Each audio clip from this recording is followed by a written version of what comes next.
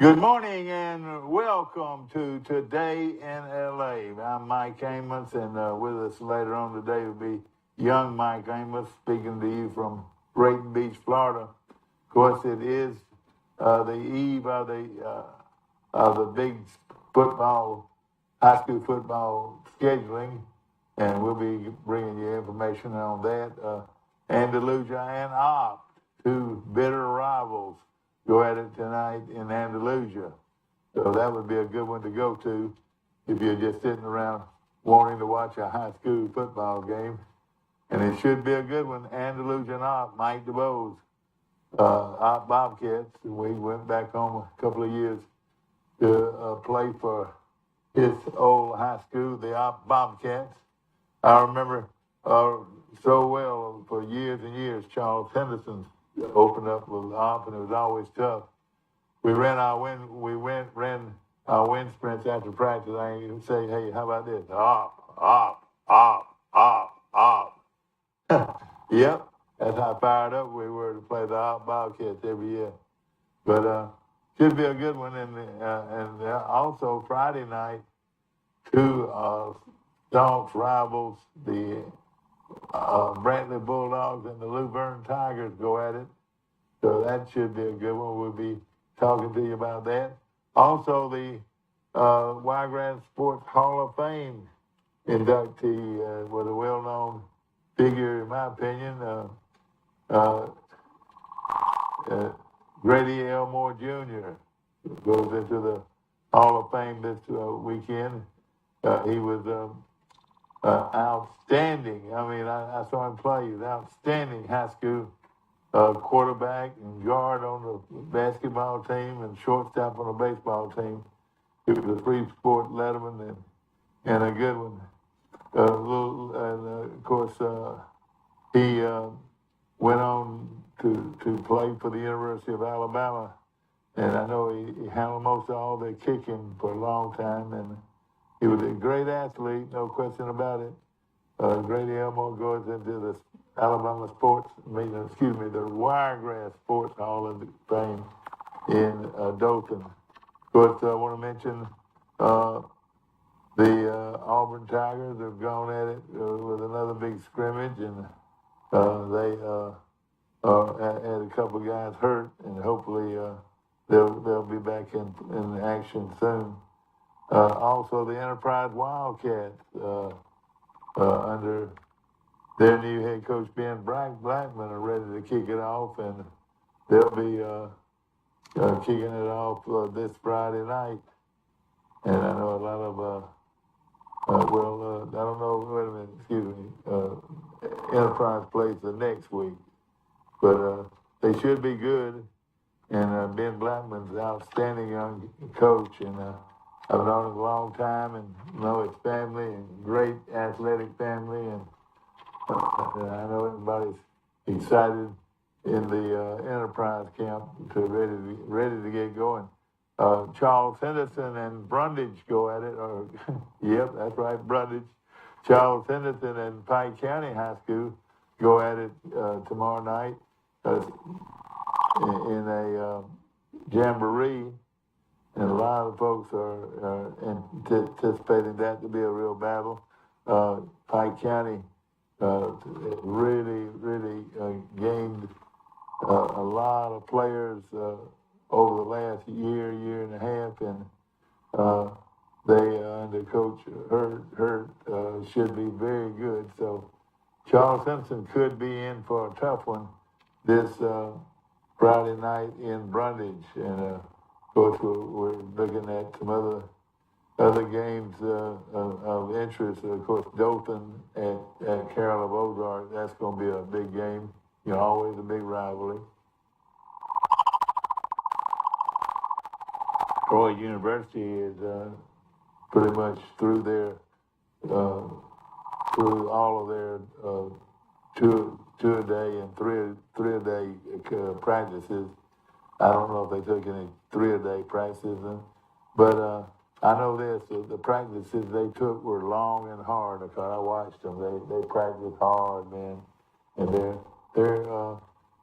look good in my book, and will just remain to be seen what kind of football team they have, but I think they'll be pretty good, no question about it.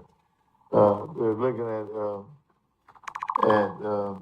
Enterprise. They do play tonight or tomorrow night. They play Bay High School of Panama City to open up their season, and that's going to be a tough ball game. Bay High always tough, and of course Enterprise, they don't dodge anybody much. You know, they open up with Bay, Florida, Bay County High School in Panama City, and last year they beat Bay County 57-51. Carver, Montgomery, they beat them.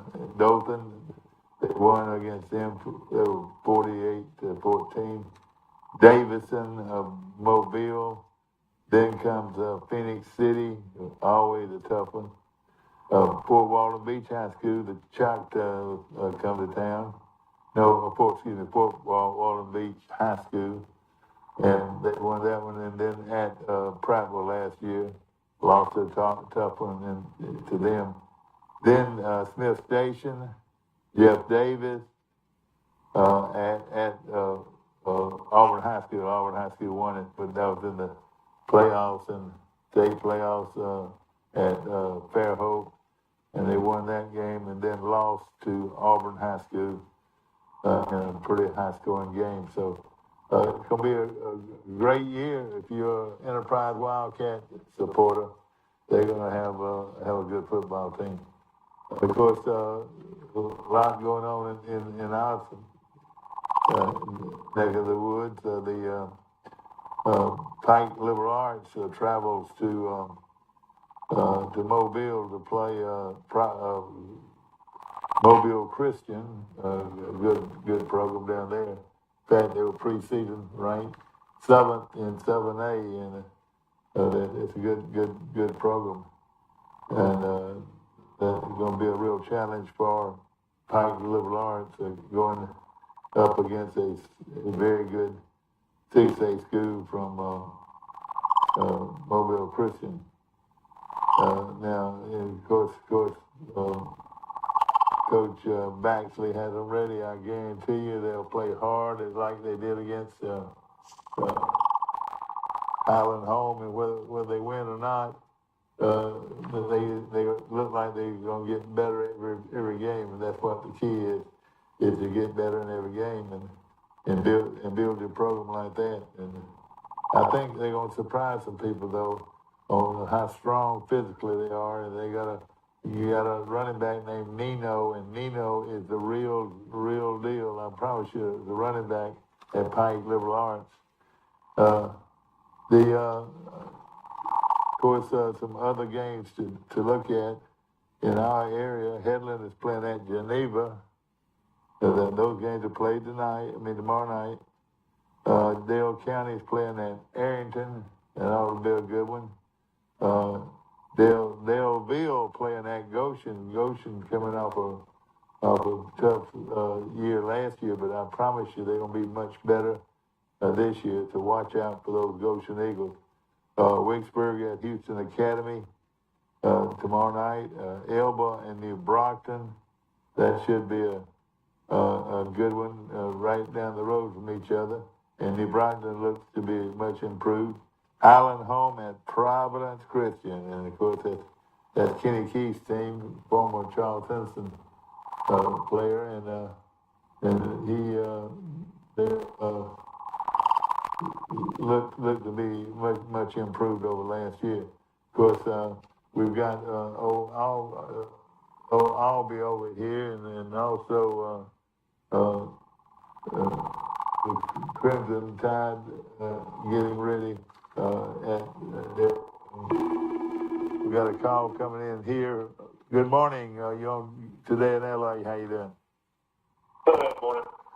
Good to hear from you, buddy. I got it from myself. Forrest Lee stood me up this morning, so we're going to go by ourselves and give folks out there as much information as possible. They were still drooling, and I mean drooling. Forrest Lee Sent a text about 5 minutes ago. Apparently, the pilot rock school starts tomorrow. Okay, good. So he's at a teachers meeting today, and we're drinking coffee and having fun. Call in, and let's talk this morning. And 670-0052. That phone number is 670-0052. I was going over some high school football games, Mike. You know, Pike Liberal Arts playing at Mobile Christian. They're coached by a pretty well-known figure in Troy and Troy University. Yeah, Ronnie Cottrell got started at Troy, then Troy State. Then moved on to Florida State, coached under Bowden for several years, and then after that, landed with Mike DeBose at Alabama, ran into some issues at Alabama, and pretty much been a high school coach ever since. Yeah, I tell you what, you know, a few mistakes, but you know, he's been solid. You know, he's a football coach, and he just decided he'd coach high school football, and that's what it is. He was a real good recruiter when he was at Alabama, and you know, he had a lot of experience.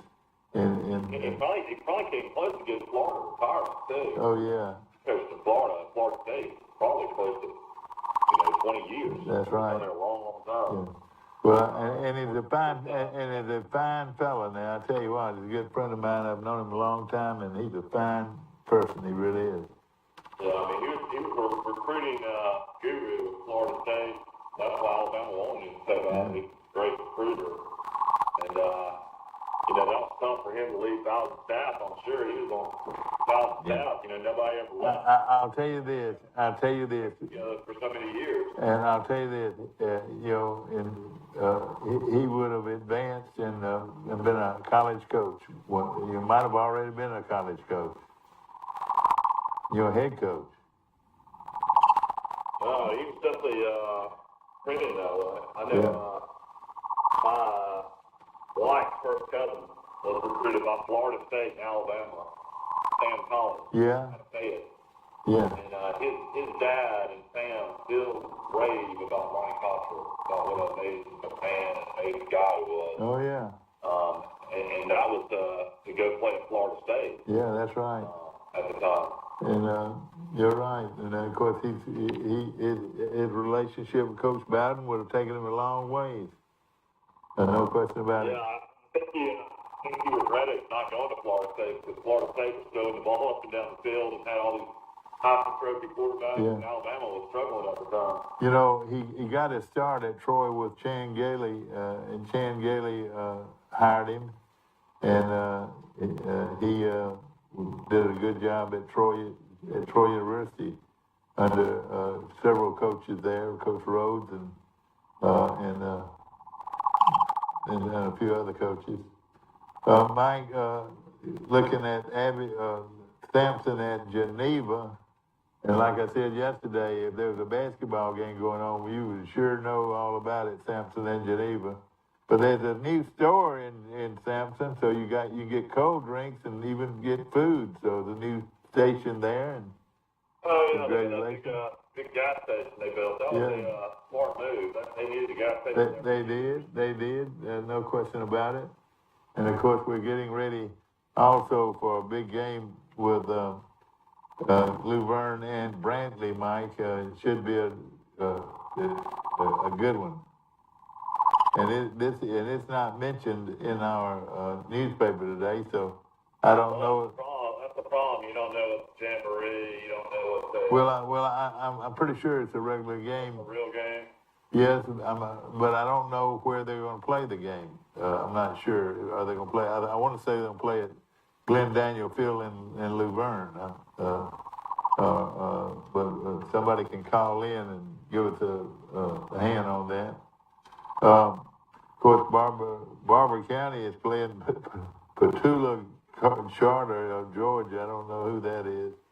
But Charles Henderson does play a jamboree tomorrow night against the Pike County Bulldogs, and there are a few other games. Yeah, I saw David Hound in the Twin Handbrake show last night.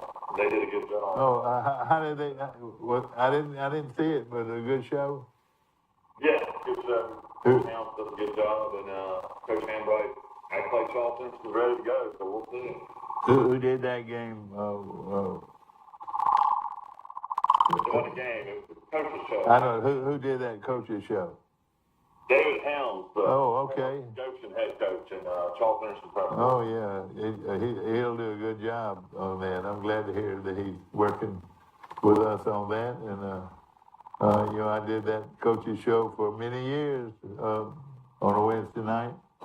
Of course, you can sort of understand why I can't do it now. You know, I don't have all my faculties. I'll tell you what, I put some pictures of your condo and how beautiful the water and the beach was yesterday. It's going to be hard for your wife not to want to come down. Oh, I'm sure she will. She will probably. It's real pretty down here. Yeah. Saturday night, Troy University has their big football night as everybody gets ready for Troy University football, and of course, it's also an opportunity to meet all the players and watch a scrimmage, and then on Saturday night, the big drawdown, $10,000 drawdown, where you give them $125. You can go to the event. It's a wonderful event with wonderful food and good to be around a bunch of Troy fans, and that's tomorrow night starting at 6 o'clock. And then of course meet the Trojans.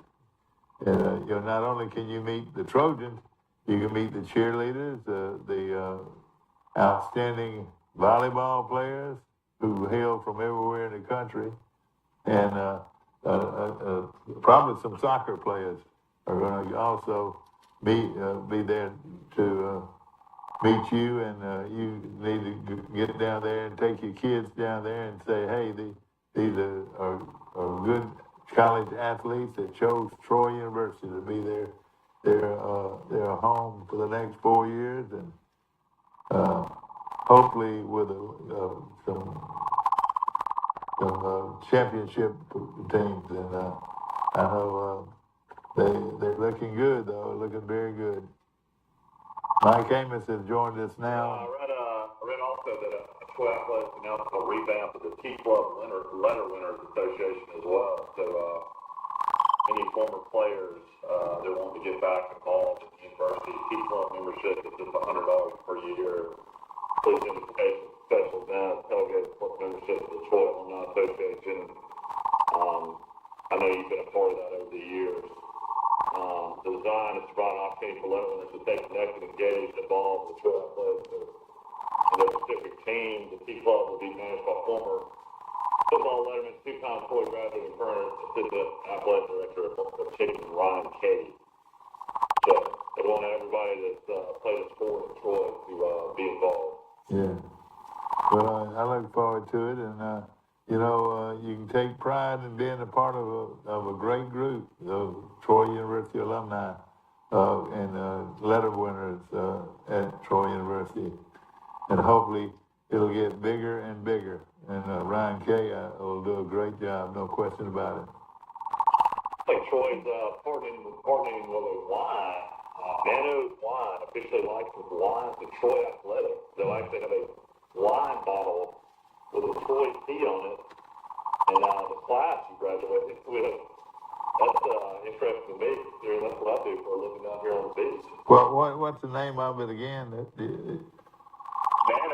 It's Troy fans will have the new opportunity to add their memorabilia collection of Troy Athletics and Nanos wines. And on Tuesday, that's the first partnership in the state of Alabama for officially licensed collegiate wine. Oh, boy. From the best wine from the finest vineyards around the world, Nanos Wine produced two exclusive designed Troy bottles for purchase. One features the Power T logo and the Trojan word mark, while the other is fully customizable with a graduation year and the names that accompany the Troy University field. Fans can visit TroyTrojans.com, Troy Wine, to purchase these bottles. Both bottles are for the Urban Winery of full-bodied California Cabernet Sauv, located in Kansas City, Missouri. Mano wine blends ages finished in bottles to wines that are shipped from around the world to create a perfect selection for each palate. So this is a wine bottle with a Troy logo on it. Also the graduation stage. Good idea. Something you get with the few things for sure. Yeah. Amazing what everybody comes up with. Mano is the industry leader in manufacturing and distribution of detailed hand-painted wine for a variety of entities, including Major League Baseball, Major League Soccer, NCC, San Francisco 49ers, and Los Angeles Lakers. Are these, let me ask you this, are these... So the labels are digital labels, which I have a lot of bottles of. It has the key, it has the choice press on it, has the year you graduate. So it's kind of a keepsake. Yeah, okay. But it's American wine, is that right? This, no. I mean, yeah, California Cabernet. Yeah. I was talking on about this. I have probably about, I guess, probably 100 wineries we work with. I probably could have helped Troy out with somebody with. Might still can. Might still can. Talking to Mike Amos from his home at Great Beach, Florida. How's the weather down there? Thunder and lightning. I mean, then the sun comes out and you melt because it's so hot. I tell you what, we had a tremendous... I need that tractor trailer that Troy University football has, where they have a cooling station. They go with the flatbed of the tractor trailer truck to cool off. Well, we had a tremendous rain last night. I don't know how many inches it was, but it was, I'd say it was over an inch. It rained hard for a long time. And we can always use a good rain, good soaking, and that's what it was. It was a good soaking. I'm interested to see if Troy will name a quarterback this week in football. I'm gonna guess. Is that my little granddaughter? That's Mill, yeah. Make sure she's got what she needs. Mike, what are your top three? I mean, I haven't watched the practice, but I have no clue. I mean, I got to think it's got to be Watson and Peter Costelli. I just look think Tucker Gilchrist can come in and learn the offense in August. I tell you what, he'll push him, no question about it. And I mean, I felt like the Quinn Hawkins kid, according to what I've heard in the spring, is that he threw the ball really well. Yeah, he does. He's been injured. That's right. He's been injured, and he's not a bad football player. But Watson is I think number one, and then there's a battle between both these guys for number two. I like Gilchrist, the pure freshman out of Brantley. He's had an excellent preseason and camp, whatever you call it, and then the young man who transferred here from his home in California. I met Mike, his parents. What's his last name now? I got to be able to pronounce it. I'm not 100% sure of how he pronounces it. It looks like Costelli. Costelli, yeah, like Costelli. All right, I got you. And but Costelli is an experienced player, but at the same time, he has not played it down in the last 2 years.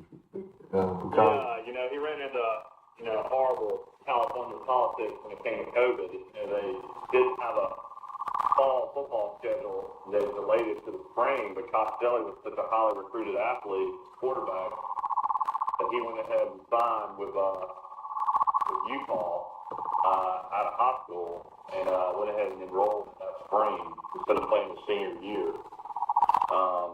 So he got redshirted at Utah last year, didn't play. So yeah, it's been 2 years since he played football.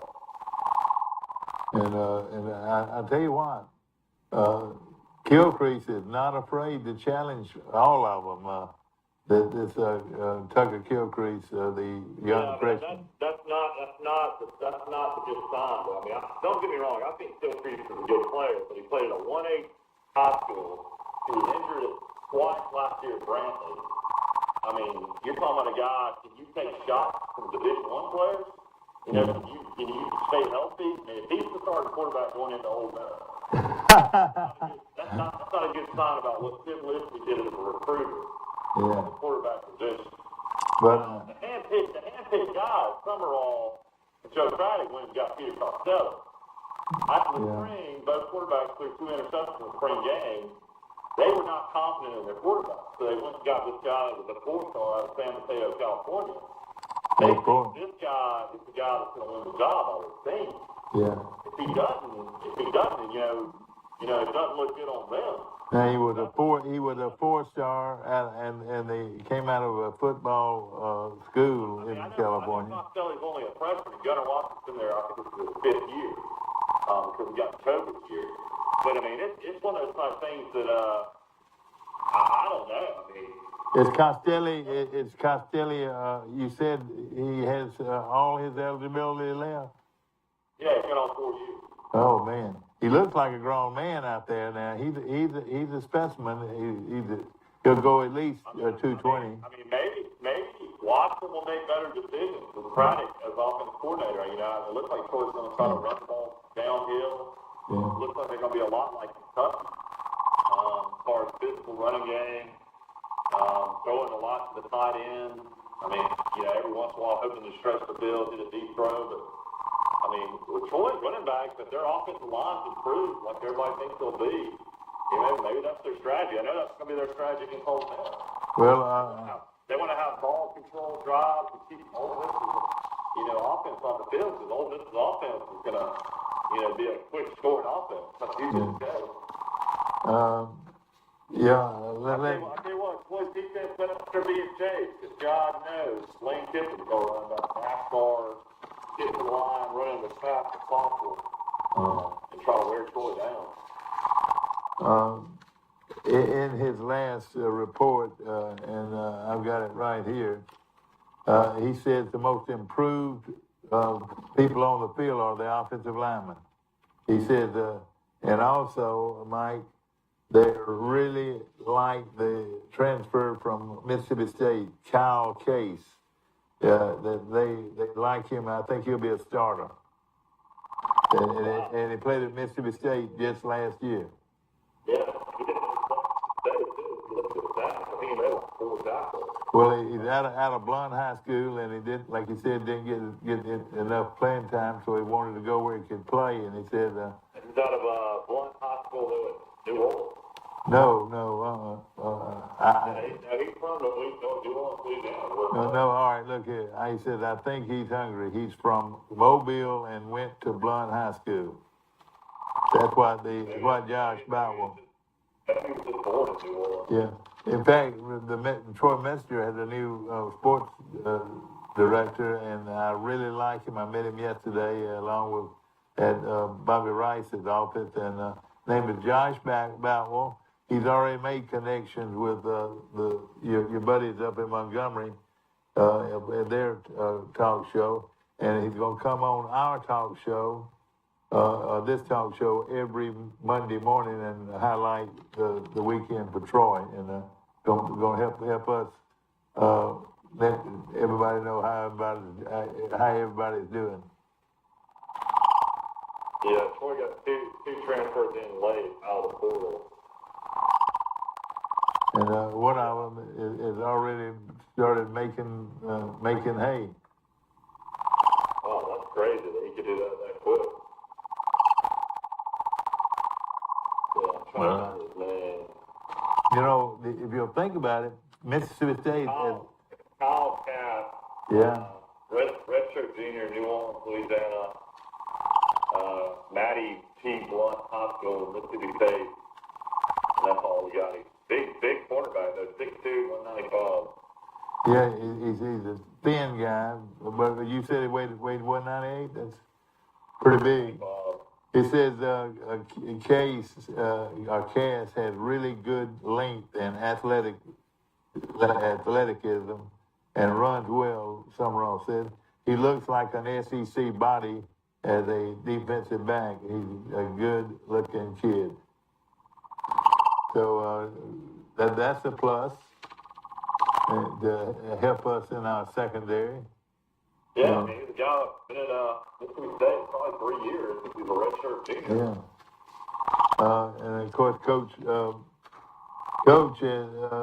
Summerall has promised me that he's going to come on our show. And Coach, we're looking forward to seeing you when you do come.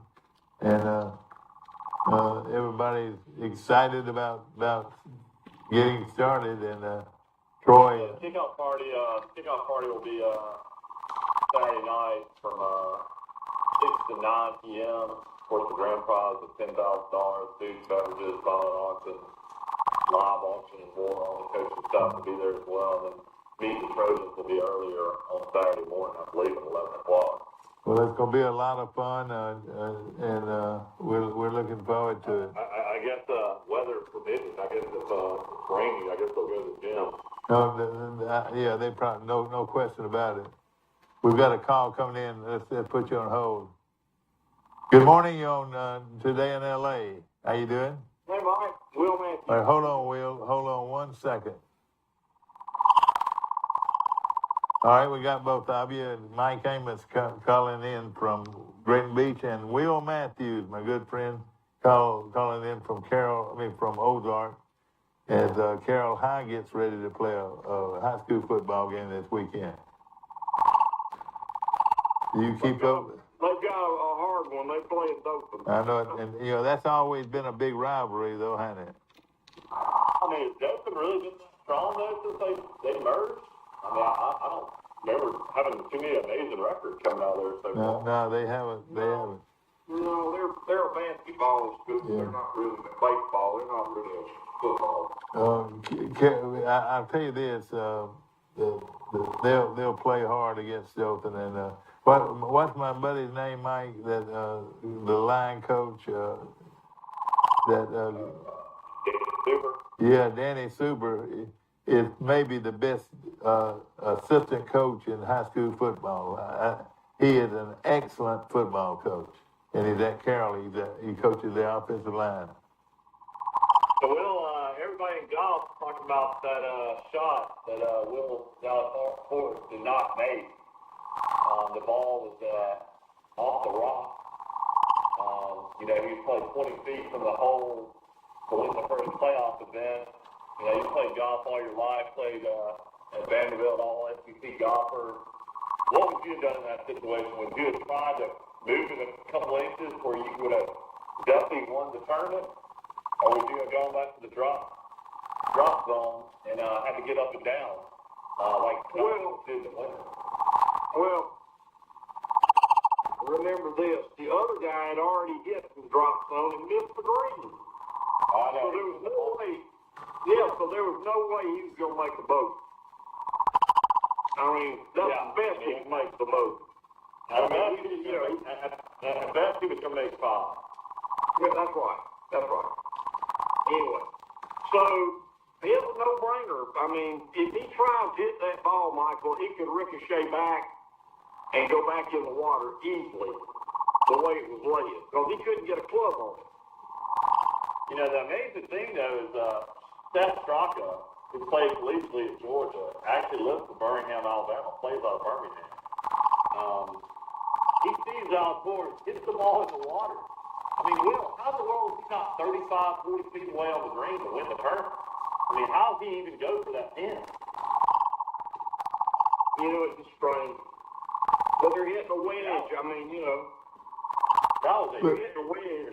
But Mike, back on the lie, you would almost would have broke your club almost, wouldn't you, Will? Almost like it was a putter. It maybe like No, you got to get it. Yeah, it's down. It's down, and you couldn't get any height on it, could you? It was a weird situation. Yeah, Straka made a poor decision, and he did not go up there and look at Val Ford's ball, which ended up hurting. If he would have known where Val Ford's ball was, he would have realized what a chance he had. Yeah. But where do we go this week, Will? They're in Delaware. Delaware, gosh. They've already started, I believe, this morning. Is it? It's only 70 guys. Usually, they don't make so many cuts. It started with 125, now it's going down to 70. Top 30 make the tour championship. Yeah, they got rid of 55 guys last week. Of course, the big uproar now is Tiger Woods is blown up to have meetings with the top 20 players on the PGA Tour, basically trying to save the PGA Tour. It seems like looks like trying to get Cameron Smith, the Open champion, Players champion. You're hearing Mark Leishman, another Australian golfer, is going to go. You're hearing Decommits is going to go to live. So I tell you what, the more big names they get, the stronger they are. Michael Jimmy Walker's going to go, and he won PGA a few years ago. That's right. So all these golfers they're getting are major championship golfers. Oh, yeah. I mean, I see Luke Thompson pick this up yet. I mean, right now they're still playing on live.com, which is easy for me to watch because I'm on my computer all day, and then they're on YouTube channel. Michael, they'll have a network deal next year, I'll guarantee. Yeah, David Faraday would not have left the Golf Channel on NBC to go be on live.com and the YouTube channel. But I'm he made the move. Michael, they gave him $12 million. That's a lot of money.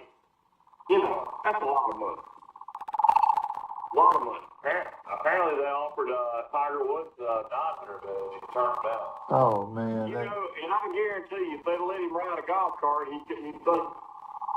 Oh, God, that is crazy.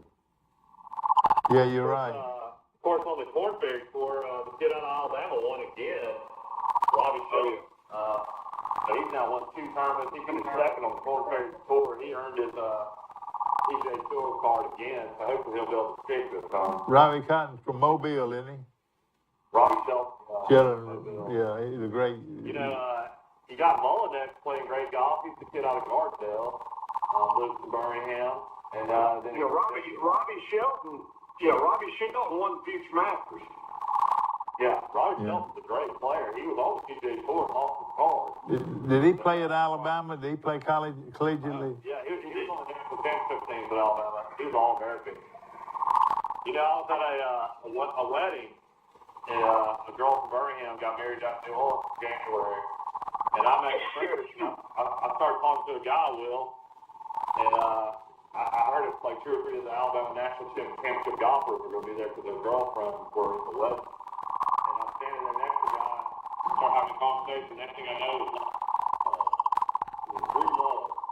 Oh, David Love's son, yeah. And you know, Michael, Drew Love's sister was sorority sister of my daughter in Alabama. They were KDs together. Yeah. I didn't know that. Well, do you know what? KD this year, the girl from Troy. Yeah. My daughter told me David Love had a silver shadow of Rolls Royce in his house. Did he really? Oh, boy. His son was a legit 6'5", 6'6", and he was a tall guy. But him and David Love won the father-son event. And Tiger and his son play it every year. Yeah. We're going to take a short break. And, of course, let's get ready for the kickoff. How about you, Auburn Tigers? Let's get ready for the kickoff. As the Auburn Tigers do battle with the Mercer Bears.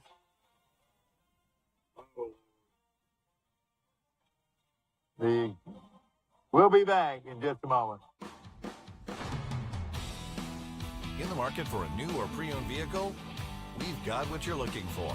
So come see us at Bill Jackson Chevrolet Buick GMC in Troy, and you too can experience the Jackson satisfaction. Bill Jackson Chevrolet Buick GMC. These teenage years can be tricky to navigate, especially when it comes to teaching my son about managing money. I'm thankful for helpful tools like Sidekick from Max. With Sidekick, requesting and rewarding money is easy. He can earn it by completing chores, making honor roll, or simply making a request from his own app. I love that I can easily monitor his purchases and set limits to help him learn to make smart choices with his spending, even on video games. Sidekick. Find it in your Max app.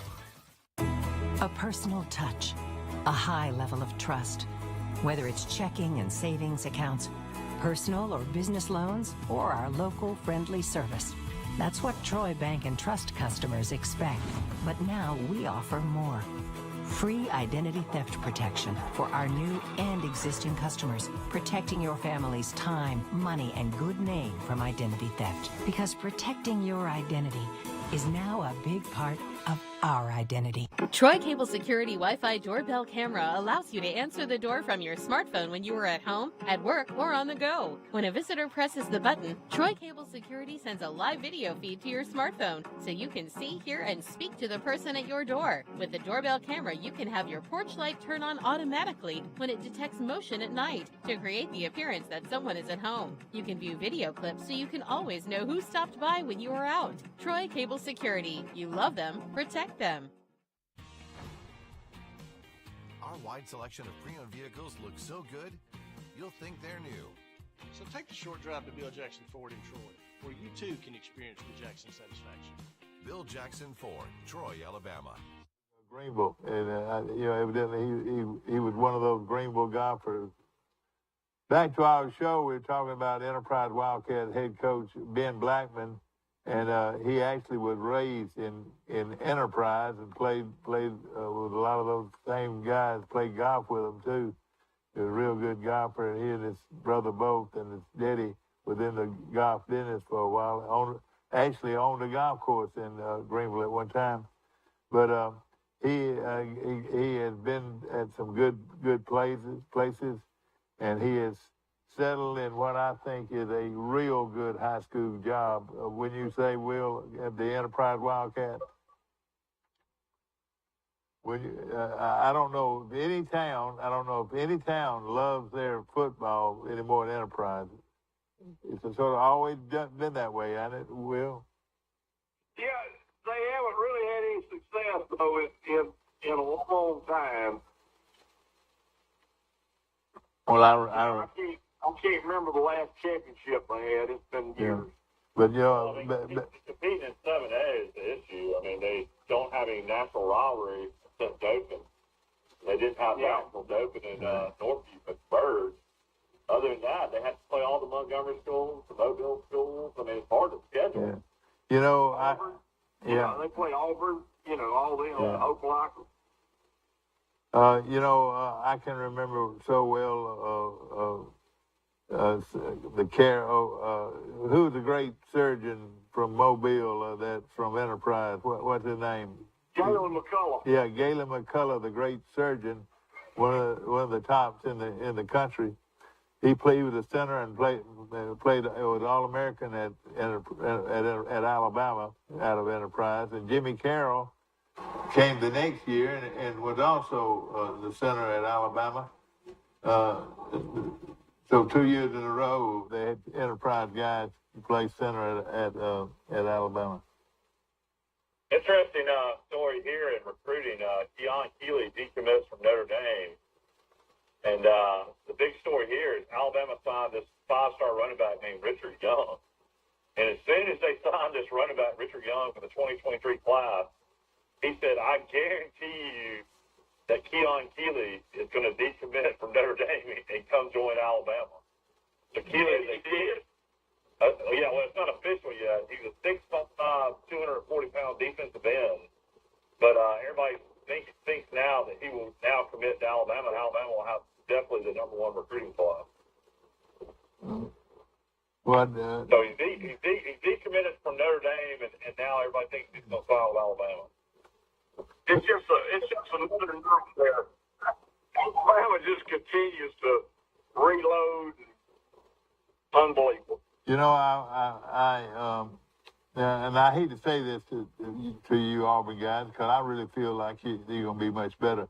But they had the beat writer on the radio show yesterday, And he went out and said that Auburn was not having a good recruiting year. He actually said, their beat writer actually said they were not having a good year. Well, now we don't like to hear that because our cousin is the high school football relationship guy.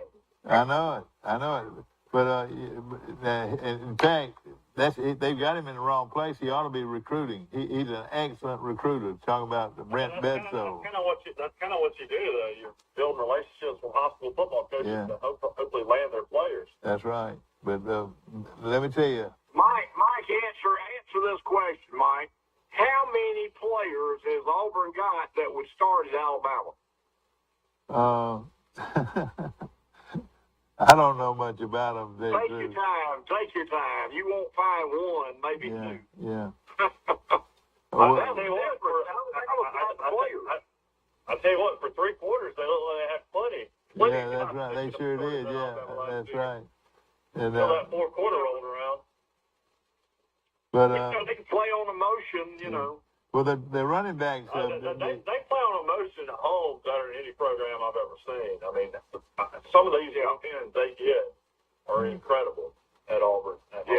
Oh, yeah. Oh, they love their football. I tell you, no question. Now, the thing is, though, when they go on the road, and that's what's never mentioned in an Alabama-Auburn rivalry is how bad Auburn loses in Tuscaloosa. That's never talked about. It's just blowout. Well, let me ask you this: how about Auburn's running back? He's pretty good, isn't he? Hank Dixon, Yeah. He's good, but I mean, I think Alabama's got 2 guys, maybe 3 guys just as good. Yeah, but he could probably play at Auburn. Alabama, couldn't he? I think Auburn. I think Auburn. You know, it's got to find a way to build confidence. I mean, they've lost 5 straight to finish the season. You know, you're 6-2, and then you finish, 6-7. You know, I think a lot of it had to do with Bo Nix getting hurt. Yeah. You know, we don't talk about that probably enough. Bo Nix gets hurt, and then next thing you know, Bo Nix transfers for the program. All right, let me ask y'all a good question here. If Bo Nix had not transferred, would he be the quarterback? Oh, yeah. Oh, no doubt. All right, well, all right. He would be. I think Hartson and them dropped the ball on that. They should have done anything they could to get Bo Nix back. Yeah, I know. Don't you know that that was not good for Auburn football? I don't think, because everybody loved him. Everybody loved Bo Nix. I did. I enjoyed watching him play. Yeah, I know it's not going to happen, but if Oregon happened to upset Georgia first game of the year and Bo Nix, the song would be, Bo Nix, won't you please come home? Won't you come home, Bo Nix? Yeah, the problem with that, though, is I just don't think Oregon can physically match up with Georgia. If you look at the NFL prospects going into, the 2023 draft, I mean, shoot, the majority of the guys are 5 or 6 are from Georgia, 5 or 6 are from Alabama. So they got a ton of talent. Michael, you can look this up on the internet, but I'm hearing Miami is going to be loaded this year. I've heard that too. Well, and they've got a good quarterback. The name, image, and likeness. They're in all these different corporations, all these different car dealerships, restaurants. Miami's got so much money and so many businesses. But I'm hearing that every single player on Miami's roster is getting money. Like, I mean, they can set it up through name, image, and likeness. Everybody's going to get a little money, which is great. Oh, man. Yeah. They're going to be tough, is what I hear now. And Cristobal is a good coach. Hey, the main topic in every dressing room was, why didn't I get that much money? I should have got more money than he got. Why shouldn't I'm serious. I mean, most of those kids are going to say, why didn't I get more money? Or why didn't I get more money than him, the other guard or tackle or whatever? You know, it's going to be it's a can of worms. I don't have a can with me, but it's going to be they've opened up a can of worms. The top coaches on the hot seat coming into the season are, of course, Scott Frost at Nebraska. And Mike, I'm like you. 3-9 last year. I'm like you. Let's stay right here. And I don't know how Will thinks. But I'm actually for Scott Frost. I felt for him. I don't know what it's been, but he had not won, and he's gone if he don't win this year. I mean, his winning percentage is .341 winning percentage is the lowest for a Nebraska coach since Bill Jennings in 1957-61. Yeah. So he's the number one guy on the hot foot. And if you think about it, he led Central Florida to its best records ever. In fact, he was the guru, man. Everybody wanted him to come be their coach, and Nebraska was there, and he took him, and look what happened. After that is Herm Edwards, 68 years old. He's been 25 and 18 at Arizona State, but he's put Arizona State on probation. I don't know how he kept his job. He's still coaching. After that is Brian Hartson. He said Hartson is a decent man and a good coach, but he was the latest to go through the Auburn churn that seems to impact every Tigers coach eventually. For a couple weeks of Ferry, it looked like Hartson had lost his job. In the end, it was just a jab. Just Auburn being Auburn. Something tells me none of it would have happened if Auburn would have been able to hold against Alabama. Those coordinators have been replaced at Auburn. Running back Hank Bixby is back, but now Hartson has to know you're only as good as your next year at Auburn, where job security is written in invisible ink. Yeah. Auburn had wasted a lot of money on trying to keep a coach. Other than that, Dino Bayward at Syracuse is on the hot seat. He struggled last year. He had a 10-win season a couple years ago at Syracuse. Jeff Collins is on the hot seat at Georgia Tech. He's 9-25 in 3 seasons. This guy keeps on getting jobs. I don't know how. Willie Taggart is now at Florida Atlantic. Used to be the head coach of Florida State. Used to be the head coach of Oregon. Willie Taggart is only 45 years old.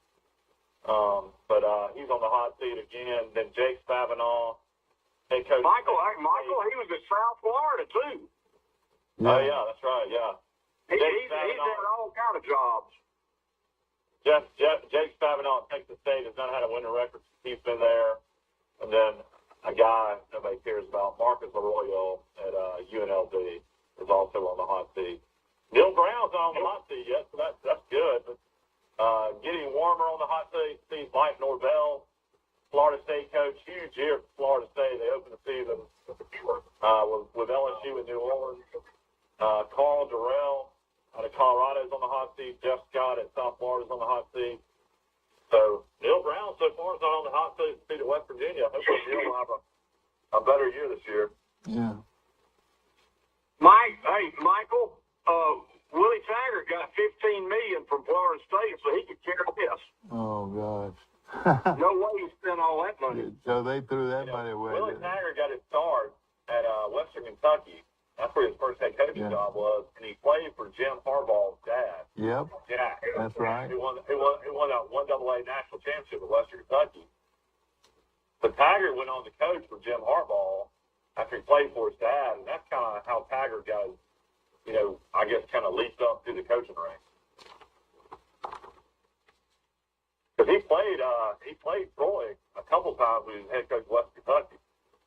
Yeah, that's Michael, right. who do you think will be the next coach at Alabama when Saban retires?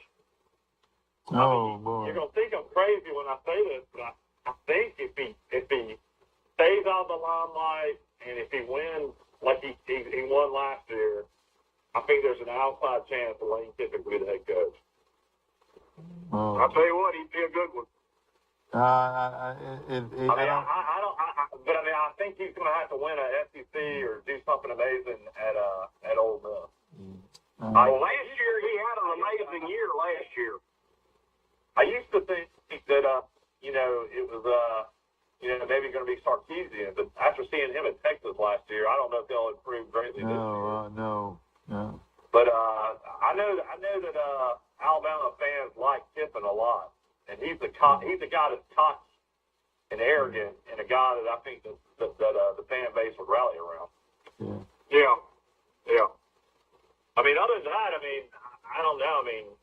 I don't know if he gets somebody on the pro ranks. I don't know what would happen. Will the Kentucky coach be? I think Dabo's not in the mix anymore for some reason. I just don't feel like. Hey, that's I who. don't feel like he'll leave Clemson. That is who it will be, Mike. Dabo would come back home. Yes, sir. Dabo would come back home. And Dabo's a winner now.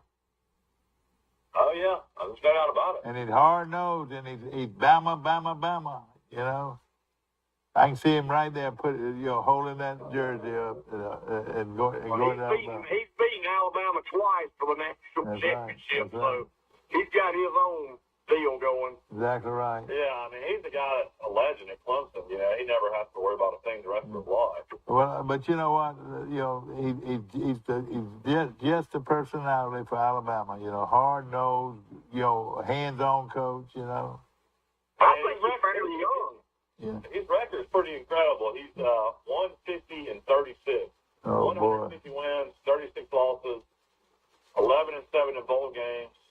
He's won 2 national championships in 2016, 2018, 7 ACC championships, and he's only 52. You know. Yeah, I mean, that's, But, it's one of those type things. I mean, I'll be honest. I think Saban's going to coach till he's like in his late 70s. I think so, too. Want to take the Alabama job when he's Hey, I can see him coaching until he croaks.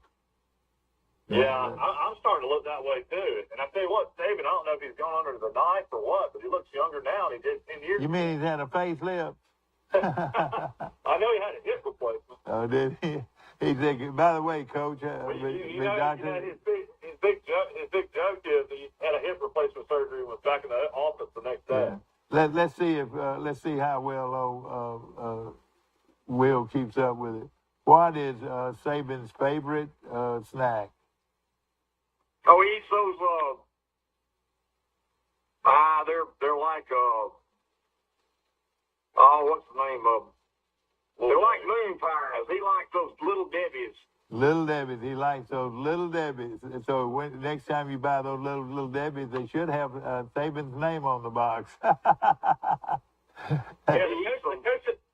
coaching name out there that's interesting to me, if Hartson doesn't make it through the year at Auburn, is with Auburn still after Urban Meyer.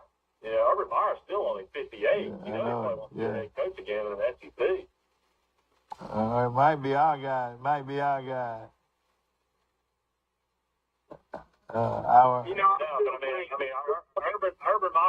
Meyer failed with the Jacksonville Jaguars, but as far as a college head coach, he's won 3 national championships. He got 1 at Florida, 1 at Ohio State. Yeah. Y'all might disagree with me, but I think if Neil Brown had stayed at Troy, he'd be the coach at Auburn right now. Oh, yeah. He would have been either the coach at Auburn or the coach at Florida State, for sure. Yeah. One or the other, yes. You know, what happened, though, is, Dad and I went to the bowl game. Troy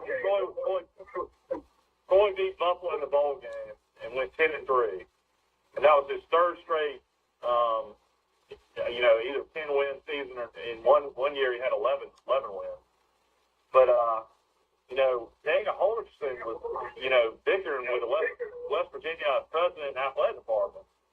And they didn't like his character. He had some character issues. And next thing you know, he gets kind of antsy and I guess takes the Houston job out of nowhere. And Houston wasn't even Power 5 at the time. And then Neil Brown, all of a sudden, we thought we were going to have him another year, and he ends up, I think, going to West Virginia around late January. And Michael, the guy that went to Houston signed the biggest contract for a what do they call them, Power 5 school? Non-Power 5. They're going to be non-Power 5 school. Yeah, non-Power 5 school. He signed the biggest contract in the history of the smaller universities. Yeah, like $4.5 million. He was only making right or under 3 at West Virginia, but. Yeah, that's the thing. Holderson has actually lived up to the hype. Holderson won 12 games. Yeah. That guy's a great offensive coach. He got it started, little Valdosta State. A lot of people got to start from Valdosta State. Just think of the coaches that have coached at Valdosta State. Kirby, you got coach there. Yeah. Will Muschamp, coach there. Mike Leach, Hal Mummy. Mike Leach. Oh, yeah. I mean, Hal Mummy. Head coach at Stanford, Chris Hatcher. I mean, the list goes on and on. Oh, yeah. Yeah. Matt Moore, that is Bill Brown's West Virginia offense coordinator, offensive line coach, is about off to go. Yeah, I just it's can't see amazing. Neil Brown at West Virginia. That's the middle of nowhere. Yeah, well, the thing is you know, I always thought he'd be the Kentucky head coach one day, but Stoops is 2 wins away from being the all-time winningest coach in Kentucky history. Of course, it's Kentucky, I'll tell you, Michael, Kentucky has got a great program going. But the guy you got to look at, if Stoops ever makes the move, is hopefully Coach Summerall here at Troy is going to win about 3 or 4 conference championships. He's going to be a hot commodity. Is what we're hoping. He's going to be a good one. He's young. Oh, he's only 39. Let's go on. Let's take a break, ladies and gentlemen. This show is brought to you by Premier Dodge, Chrysler, Jeep, and Ram trucks in Troy, where right now they've got a huge sale on used and new cars and trucks. So head to Premier, because nobody beats a Premier deal. We'll be back. In the market for a new or pre-owned vehicle? We've got what you're looking for. So come see us at Bill Jackson Chevrolet Buick GMC in Troy, and you too can experience the Jackson satisfaction. Bill Jackson Chevrolet Buick GMC. These teenage years can be tricky to navigate, especially when it comes to teaching my son about managing money. I'm thankful for helpful tools like Sidekick from Max. With Sidekick, requesting and rewarding money is easy. He can earn it by completing chores, making honor roll, or simply making a request from his own app. I love that I can easily monitor his purchases and set limits to help him learn to make smart choices with his spending. Even on video games. Sidekick. Find it in your Max app. A personal touch, a high level of trust. Whether it's checking and savings accounts, personal or business loans, or our local friendly service. That's what Troy Bank and Trust customers expect. But now we offer more. Free identity theft protection for our new and existing customers, protecting your family's time, money, and good name from identity theft. Because protecting your identity is now a big part of our identity. Troy Cable Security Wi-Fi doorbell camera allows you to answer the door from your smartphone when you are at home, at work, or on the go. When a visitor presses the button, Troy Cable Security sends a live video feed to your smartphone so you can see, hear, and speak to the person at your door. With the doorbell camera, you can have your porch light turn on automatically when it detects motion at night to create the appearance that someone is at home. You can view video clips so you can always know who stopped by when you are out. Troy Cable Security. You love them. Protect them. Our wide selection of pre-owned vehicles looks so good, you'll think they're new. So take the short drive to Bill Jackson Ford in Troy, where you too can experience the Jackson satisfaction. Bill Jackson Ford, Troy, Alabama. Back to our show, ladies and gentlemen, brought to you by Premier Dodge, Chrysler, Jeep, and Ram trucks on the bypass. And we appreciate them and Jason and all the great people. And boy, they've got a tremendous sale going on right now, and you need to take advantage of it. And of course, they've got a great selection of new and used cars and trucks from Premier Dodge, Chrysler, Jeep in Troy. And also want to mention my good friends at Troy Bank and Trust Company. Know that they've been in the business a long time, and they're the only bank you'll ever need. Will, let me ask you this. Somebody told me that you promised us a place to stay in Oxford. Is that true? Well, if you want to go, I can go. You know, it's Labor Day weekend, isn't it? Yeah. Yeah, the place you're talking about, you wanted to stay with Tunica, Yeah, it's only 45 minutes. Oh, yeah. Do you have a place at Tunica? Trust me, there's no place you can stay in Oxford, Mississippi. I looked at hotels the other day. Everything's booked up. Well, oh, yeah. Will, why don't we go? You would either have to say, and people like, Dad, you already said you weren't going. Well, I You will. already said you weren't going. Hey, I call them. I will. I will if we got a place to stay like that. Yeah. I'll go. That's not a place to stay near the campus. Hey, We'll my, stay in that If Will's saying that's 45 minutes, that's an hour at least. Well, I've made that drive. Yeah. But it's not a bad place to stay. It's a bunch of country Mississippi roads where you can get lost in a heartbeat. Will, let me tell you this. Grady Elmore Jr. goes into the Wiregrass Hall of Fame this weekend. Is he still alive? What? Is he's good? Oh yeah, Grady Elmore. Yeah, he's in great shape, man. He plays golf all the time. He's retired coaching in Georgia, in Columbus, Georgia area, and I saw him play high school basketball and football and in baseball. He played basketball, football, and baseball, and he starred at Andalusia, and then he left Andalusia. Then he got the job at Ozark, and he starred at Ozark.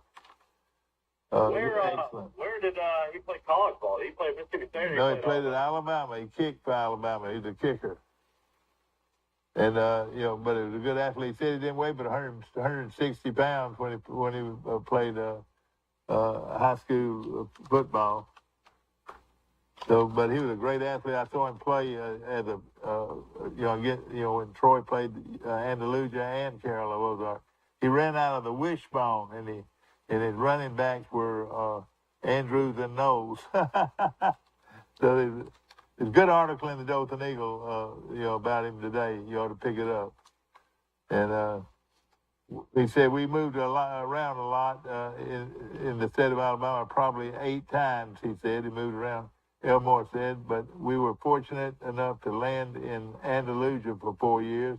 As a senior, however, the family moved to Ozark as Elmore took the Carroll Hive job, where he continued to thrive as a 3-point star. And he says here at Carroll of Ozark, he started off as a tailback, following in the footprints of Mickey Andrews, and he finished as a tailback and quarterback at Carroll of Ozark. Made All-State in football, baseball, and basketball. Can you believe that? That's pretty good. And he goes in the Wiregrass Hall of Fame, which I think is this weekend. I'm almost positive. In fact, let's say this: the Hall of Fame is at the Wiregrass Rehabilitation Center.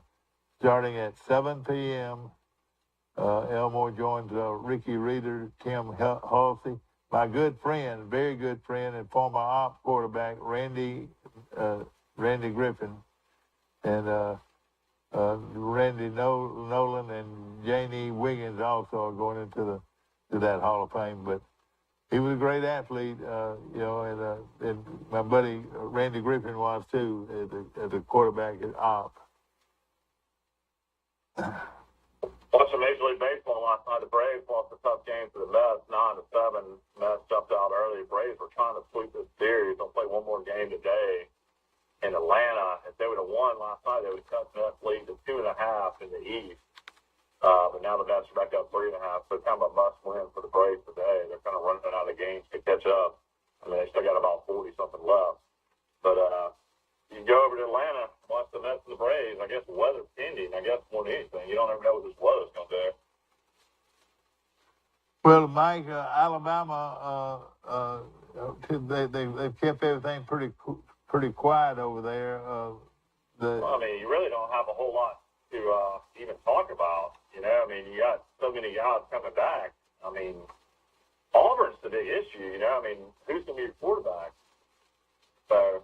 Somebody told me the transfer from Oregon is looking good at Auburn. Yeah, that's the guy that was the MVP of the spring game. So I don't know. I felt like Quezada, the kid out of A&M from Georgia. I figured he would be the starter, but you're not really hearing a whole lot about him. Yeah. Of course, good luck to all you Pike Patriots. Pike, the defending state champions for the last 3 years in high school Alabama private school association, and now they start their first year as a well, they don't have a classification, but they are playing against public schools. Everybody thinks it's going to be they're going to a 2A. Yeah. They're going to 2A and everything else, so it's probably going to be 2A in football too. But it's a big moment this weekend against a powerhouse. Are they 6A team, Mike, or 7A? Mobile Christian? Yeah. No, they're only 4A. All right, they're 4A, but they're good 4A. And I don't even know if they're 4A. They might be 3A. Yeah. Those Mobile are just full of good football programs, and we're gonna be keeping up with Robbie and his teams at is it Satsuma where he coaches or where? Yeah, that's right. And former coach at Charles Henderson and you Fowler, and Robbie is an excellent coach, and I'm wishing him from the land of Goshen. The land of Goshen, yes, sir. And I was glad to see him get that head job. Oh yeah, he's a guy that probably should have been a head coach 5 years ago. But you know what though, that is a tough league to play in, just those three schools right next to each other. You got McGill Tulane, you got St. Paul's, and then right next to St. Paul's is another powerhouse, Mike. What is the name of that school? Well, you got UMS Wright. Yeah, UMS Wright. They're located all right next to each other. UMS Wright, McGill Tulane, and St. Paul's, and they're all good programs. Yeah, pretty crazy. Mobile Christian's schedule's pretty crazy. They'll play Pilot Arts on this Friday on the 19th, and then they'll travel to Athens, Georgia, to play Athens Academy. Are you serious? Yeah. So a team from Mobile is going to go all the way to Athens. So Athens is an hour north of Atlanta. Yeah. It's beautiful town. They'll be spending the night, and then they go back and play our old buddy. And I think Cottrell's from there. They'll travel to East Fruit and play W.S. Neal. That's right. And you found it. That's right. Yeah, you're right. And then after that, they'll play Excel. Tell everybody where Excel is. Well, I know this. Excel is the home of the perhaps arguably the greatest player to ever play at the University of Alabama, Leroy Jordan. So after they play Excel, our neighbor in Troy, Larry Hancock, was from Excel. That's right. Larry Hancock, who's a real estate phenom here, but he tells me he was the other halfback, the other linebacker. But he also played fullback, and Leroy played fullback too in high school. So after that, they play Monroe County, which is in Monroeville. Then they go into Pensacola, play Pensacola Catholic. Oh boy, you talking about a good one? Yeah. Baseball. Yeah. Then they'll play Hillcrest of Evergreen. They'll play Cottage Hill Christian Academy out of Mobile. Another Mobile school, Dad. Cottage Hill Christian Academy. Never even heard of it. Oh yeah, but it was it was in the Alabama Independent schools, but they got out about 10 years ago. After that, they'll play Wilmington, and then they'll play Thomasville. So they're either 3A or 4A. Yeah, I'll tell you this: they sure are not dodging anybody. They're playing some good people. And, yeah, there's no doubt about it. Pilot Arts football schedule though is one like I've just never seen. Tell them what they face. Well, they played Holland home last week and made it to the fourth round of the playoffs. And they've got a player named Falk that is considered, I want to say he's the top player in Alabama, isn't he? No, he's not a top player, but he's probably one of the top 12. He's signed with Florida State. Yeah. And then after that, they got Mobile Christian Academy tomorrow night in Mobile. I mean, this is just the craziest schedule I've ever seen. All right, tell us then they about go back and play. They go back and play a 4A, maybe 5A Bayside Academy in Daphne. Yeah. So they're going to be on the road to play Mobile Christian And Bayside. tomorrow night. Then they're going to turn around and go right back to Mobile and play in Daphne against Bayside Academy. And a lot of people think Bayside runs the best offense in the state, in that wing T, the way they run the wing T. And he is really a good coach. And then they're going to go to Heard County in Franklin, Georgia. I don't even know where that is. So they got to make another trip to Georgia. So keep in mind that they went to Highland Home. They're going to Mobile to play Mobile Christian. And then they're going to turn around and go right back to Mobile to play Bayside. Then they're going to hit the road and go to play Heard County. Then they're going to go all the way to Fort St. Joe, which is about 10 miles from Apalachicola, and play Fort St. Joe, which is coached by Tanner Jones, the former Troy quarterback. Yeah. When they get back from that, they're going to play Montgomery Catholic, that had one of the best teams in the state last year in 5A. Oh, Put yeah. 60 on Charles Henderson. Yeah. Then they go on the road and play Brooks County, Georgia, and Quinton, Georgia. I mean, I can't get over the schedule. Then they go back to Mobile to play Faith Academy. Oh, boy. Oh, boy. No. Actually, sorry. Faith Academy is at home, and Mobile Catholic's at home. Sorry, Yeah, I was wrong okay. about that. Because I'm seeing all these games. But then, and Bayside Academy is at home, so they do have a few home games. I boy. thought all these games were away. I kept on looking at it. Yeah. Then they go after Faith Academy. They play Bowdoin, Georgia, Down in Georgia. away, and then the last game of the season is in Nitahatchee against Little Bitty Calhoun. But Calhoun will have a lot of athletes. Yeah. I tell you, that's Have you ever in your life seen a school have to play three schools out of Mobile, out of Troy, Alabama? No question. And at the same time, ladies and gentlemen, I thought Coach Baxley and his staff did a great job against Highland Home. That they took them out of their run game, Mike, with a strong front, and they forced Highland Home to throw the ball, and they threw it okay, and won the game 18-0. But you know what? One of those touchdowns was a 95-yard pass play. The other one was an interception, and the other one was a pass play to fault their great player, 37 yards. So really, they scored on big plays and then intercepted the pass and scored on it. So I'll just say this, that Coach Baxley did a super job of putting that game plan together for He's Highland Home. a defensive coach. The defense coordinator at Pike Road when they won the state championship last year. So I tell you what, you're right. I know Zion Temple has some coaches. I know their offense coordinator was left the program right before the start of the season too. So that probably put them back a little bit on offense. Yeah. I know Will Pouncey though. He's got a lot of talent at Highland Home, so I know they'll be better as the year goes on. Yeah, you're right. Be interesting though to see though. I mean, as far as the Fight Level Arts, I mean, health-wise, and the amount of players going through a gauntlet of a schedule like this, physically how they're going to come out from game to game too.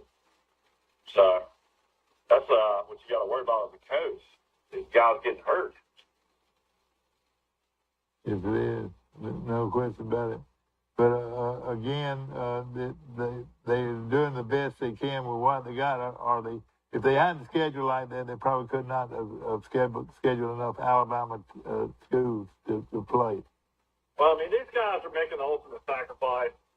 Every other sport can play for an area championship, can play for a state championship. In football, unfortunately, they have a 2-year wait before they can compete for area championships and state championships again. So, they won a lot of state championships in all sports, and these kids are making a sacrifice for the program in the future. That's the way it's going to work. Yeah. I'll say this though: if they pull an upset on one of these teams, they'll go down as one of the biggest upsets in Alabama football history, probably this year. Well, I tell you what, they got a running back named Nino. His name is Nino, and he is the real deal. And that is Pike Liberal Arts is great tailback. So we're going to see how well he does against him. Are you going to try to make it down to Charles Henderson Pike County game tomorrow night? I don't know. We're televising it, and I might just according with it rainy and it's supposed to rain about 40%. I would love to, but I'm not sure. I'm not sure if I can. You and KT. I only did it one time, maybe twice. I did it with you, but running this press box back. Oh boy, it still is. One of the most dangerous things you'll ever experience in your life. You're climbing up a ladder with nothing to catch you. If you fall, you're gone. Yeah, you're exactly right. For the press box to film the game and call the game, but it's the best spot to do it. Yeah, exactly. That's one thing that Mike Amos never shied away from is calling games on the home team sideline on Troy Cable. Yeah. You probably put your life at risk many times. I thought I did one time in Eufaula, but I'll tell you. I was with you. You follow that time. Yeah. But I'll tell you this. That was the Austin Ingram led team, Richard McBride, all those great players at Charles Henderson. When Charles Henderson went to the state championship game in Tuscaloosa, I think they had Andalusia at one time down 35, 40 points, and it was just a blowout at the time. But we had a lot of coaches, wives, and even had Jarrell Jernigan. Now you're talking about Eufaula, though. You're talking about Eufaula, though. Eufaula, yeah. Well, I'll tell you this. That's when we got moved to the press box after halftime. The worst place we ever filmed, and it happened more than once, was St. Paul's. St. Paul's were the rudest fans I've ever encountered. I mean, one guy set up right in front of our camera and would not move, and I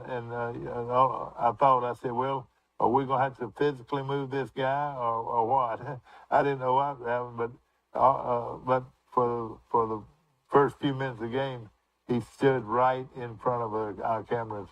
I mean, because he claimed we were in his seat, but I didn't see his name on it anywhere. Well, you never know. In a program like that, they might have season ticket holders that do have seats. I don't know. I'm sure they probably did, but he was real rude. Yeah. I use the word rude. So there's been so many games you can go back and highlight throughout the day. I mean, some of those Pike County games, that's what Troy Cable ought to do. Steve ought to go back and pull the archives of some of the great Charles Henderson Pike County games to that's right. play on Troy Cable leading up to it. There's been a lot of them. I mean, I know Charles Henderson's won a lot of these jamborees. I think they've won maybe 8 or 9 straight. But, it was a lot different when they actually counted. They actually counted towards your record. Well, let me just say this. Coach Hurt and Coach and his outstanding line coach is Cornelius Griffin. So those two guys right there are going to probably make a big difference in that ball. Well, I mean, I don't know. They had a great offensive line coach and the great former Charles Henderson and Troy State player Joey Dennison. I don't know if he's still on that staff or not. Yeah. But he stayed. He's a great offensive line coach. Yeah. Mike, something I wanted to mention before we go off the air. We're talking about Grady Elmore. Hey, I'll let you wrap it up. I got to take Millie to school. All right, take care. And we appreciate him calling in. But also, I would like to mention that Grady Elmore Jr. is a part of the great Elmore family. He was Grady Jr. played at Alabama, and of course, his dad was a great coach here at Carroll High in Andalusia, and and then also Albert Elmore was from right here in Troy, played at Troy High School, went to Alabama and played quarterback at Alabama behind. Well, they said he played behind Bart Starr, but it said at the time they said he started ahead of Bart Starr, so he was a pretty good football player. And then his daddy played in the Rose Bowl in Pasadena and the other end was Paul Bear Bryant. He played on the same team Coach Bryant played on, and way back in the early days. Then he left Alabama when he graduated and took the head football job at Troy State Teachers College, and I think he had that with head coach around 10 years, and back in the 40s, and it was he was a great coach. And then he had Doug Elmore, a coach for Ole Miss in the heyday of Ole Miss with all those great teams, and then it just goes on and on. These Elmores in college, high school and college football fame, and there's going to be a book written before too long about the Elmores, the most prolific high school family or college family in history. So of Alabama athletics, and I hope that